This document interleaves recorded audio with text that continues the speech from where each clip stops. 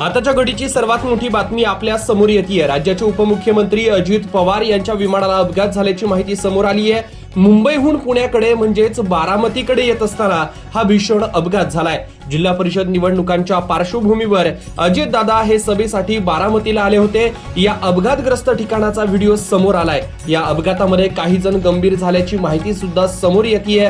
अजितदादा पवार यांचे पीए आणि काही जवळचे लोक सोबत असल्याचं सुद्धा या घटनेतून समजतंय। लँडिंग करताना विमानाला अपघात झाला। पुणे जिल्हा सहकारी बँकेचे संचालक हे रणजित शिवतरे हे बारामती विमानतळावरती पोहोचले आहेत। या अपघाताबाबत त्यांनी ही सविस्तर माहिती दिली आहे। अजितदादा पवार जे की महाराष्ट्र राज्याचे उपमुख्यमंत्री आहेत, ते बारामतीला जिल्हा परिषद आणि पंचायत समितीच्या निवडणुकीच्या निमित्तानं प्रचार सभेसाठी जात असताना हा भीषण अपघात झाल्याची माहिती आपल्या समोर येतेय। या भीषण विमान अपघातामध्ये राज्याचे उपमुख्यमंत्री अजितदादा पवार यांच्यासह 6 जणांचा मृत्यू झाल्याची माहिती समोर येतेय।